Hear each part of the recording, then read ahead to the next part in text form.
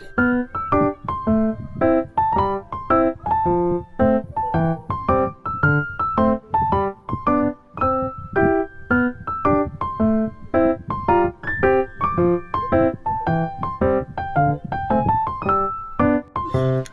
magbagsak ng estudyante kaya wala siyang focus. Yan dilis lang mong study sa sakto nilang kanang oras na study nun. Then pagkatulo, katong nag-advise na po nila studies, then basa naman sa libro o focus lang sa mga i-studyan ninyo. Hi. Tsaka wala siya mag-intro. Hi, I am Angela, I Papa, and then, why does the student feel the promise? Ay, ipag-found program? Lagi. So, ang mga student is ma-feel good sila sa klase is because tungkol sa kanang local nga gipatulo sa mga maestra. Ang isa pa, tungkol sa kanang bitong gipa-feel sa maestra sa student, the more nga dili na nga ganahan mo cooperate ang student sa pagsimula. And then, advice lang ako is, every time nga gina-downgrade ka, gina-discriminate ka maestra, kung nanaalang nga, dili sila yung mag-iskilahan, and then, ang sa mga yung mag-overcome, or kanang, overra kayo yung maestra, overra kayo sila kahigit sa imuha. Mananaalang nga, mag-graduate ta, sa paal, silang sakin. Si Angelo Papa, tas sa kukan. So, ang first niya mo na why the student falls in their subject. So, mostly sa mga students role, mabagsak din sila kay nag-focus na sila sa mga buhatonon na lang nila, wala na sa mga subjects, their lack of learning, tas aside po ng mga instructor, di ko lang tudlo. Tapos ang ikado kay what are the tips or advice you can give to students? So ang advice na lang ako mahatag nga, especially katong dili ka bala matulog ng mga instructor, kamo na lang magtudlo sa iyong kagalingan para mapasar mo. Mora, thank you. Yeah. One, two, three. So, okay, good afternoon, ma'am. So, I'm with. I'll be Lorette. So, ma'am, I'll be asking you two questions. First is, why do students fail in their subject? In my opinion, as a librarian, um, for me, why do students fail in their subject? There are a lot of circumstances. First is the course they take, the environment, and lastly, it's very important, focus of the students, um, eagerness to learn more or to dig more about the subjects or what the subject's all about. Okay, so, That's all, ma'am. Okay, ma'am, so I'll proceed to the next question. Uh, what are the tips, advices you can give to students so that they will not fail in their subject? what are the tips? For me, as a already graduated, during my college, my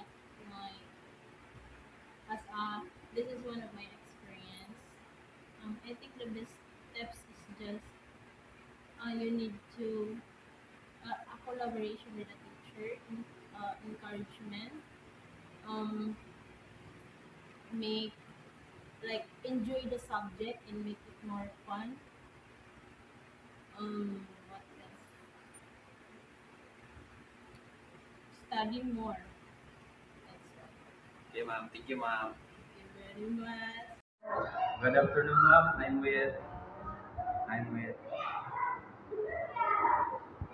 name is Mrs. Balige, grade 9 teacher from Okay, ma'am. So, I have here two questions for you to answer, ma'am. First question is, why do students fail in their subject? students. Most of the students in MO fail to some of their subjects, some not all, because some of the students are too lazy to study and they are addicted to using cell phone. So they lack focus on studying. That's why some of their subjects fail. Thank you, ma'am. We can proceed to the next question. What are the tips and advices you can give to students so that they will not fail in their subject? Okay. Not some, maybe three tips for most students.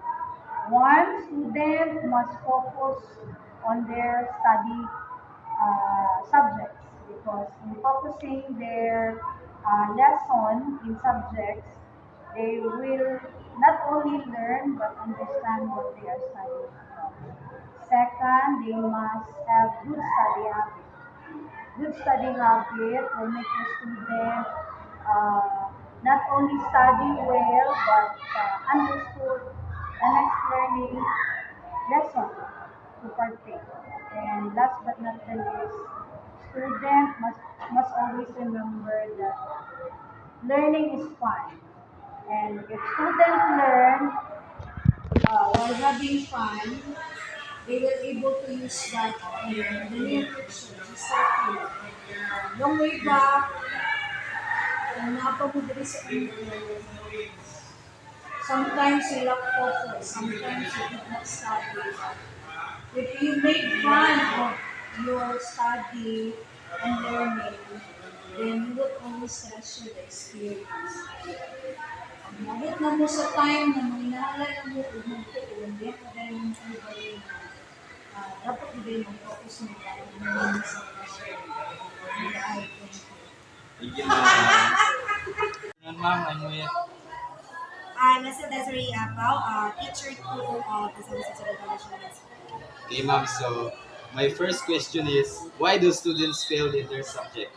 As a grade 10 teachers, we actually do not have much of failed student, but we do fail student. So for this school year, I have one, we can call it a failing student, and failure in our part as teachers.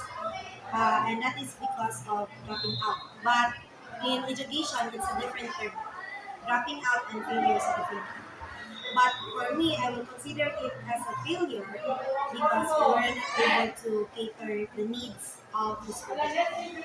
So if ever we will really fail a student, like give a failing mark of 70, 65, and so on, lower than 75 grade, that is because we did our best, we gave him remediation, or we follow up, we do home visit, but then the student still did not perform well.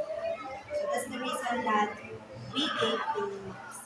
But we do not give that very well. Also, it's not very easy to give. As a teacher, we always exhaust our resources. So for now, this year, so far one student failed, and we mark him blocked out because the student says he cannot do anything to understand the lesson or to comply with the requirements.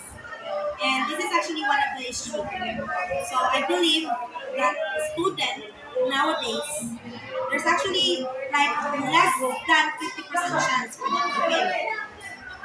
And this time, the reason of the failure is because of his condition like dyslexia. So he doesn't understand words. He has difficulty reading. So that's the reason that he decided to stop schooling. And the reason we also cater or follow the decision. But normal student, as long as you attend the class, you do perform the task, they will not fail. Thank you, ma'am. And we proceed to our next question. What are the tips, advices you can give to our students so that they will not fail in their subject? Failing a student is actually not just a task for the student. So it's a collaboration of the teacher, the parent, the guardian, the student, the community.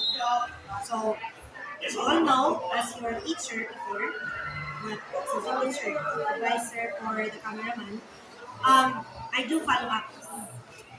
If I am your teacher at the beginning of the school year and I am the advisor, I ask the cooperation of the parents. So my first tip is for the parents to support their kids, to support their student. Even if the teacher is doing anything, everything for the student. If the student doesn't feel that he is supported, he does discourage. So first, parent, guardian, communication support to the student. Second, the student, if ever he or she does not comprehend the lesson, he or she should be vocal.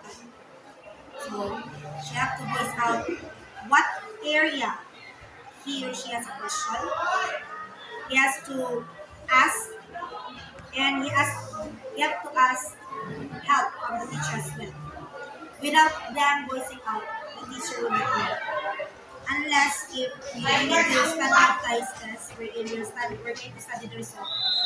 But we don't have that enough resources as well and time to do all of the tests, item analysis, analyzing the result. So the first thing is for the student to ask the teacher if they do not understand the result. And then cooperate with the teacher. If the teacher says, these are your requirements, I don't think so there are teachers that cannot say explicitly what are the requirements. So you have to take note of the requirements and comply with them. As long as you comply, you will make it. Sige, mga Maybe lastly, if they have